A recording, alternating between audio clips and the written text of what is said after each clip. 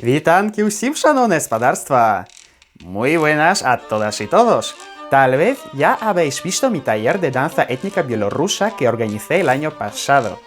Si no, ¿cómo que no? Enseguida a verlo por enlace que os aparece arriba. A ver chicos, nos espera un gran repaso, pero no voy a invitaros yo.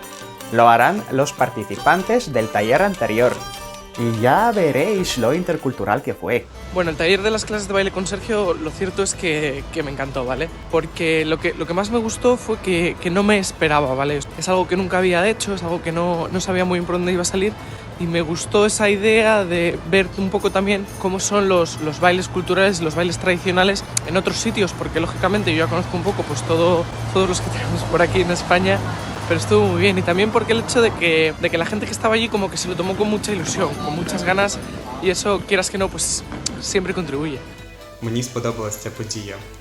Ми вивчили декілька народних танців і спробували танцювати їх на практиці у парах.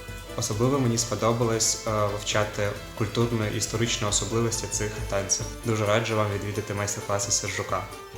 Warsztaty bardzo mi się podobały. Najbardziej to, że podczas zaledwie jednych zajęć mogliśmy poznać podstawy różnych rodzajów tańca oraz poznać bliżej kulturę tego kraju. I z chęcią bym takie warsztaty powtórzyła, ponieważ atmosfera była super.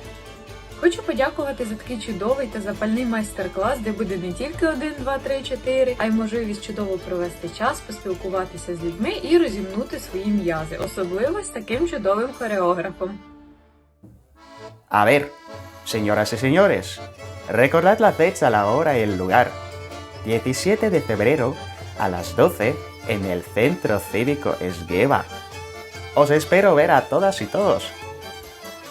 И, конечно же, особенно запрошаю своих земляков. До встречи, коханые.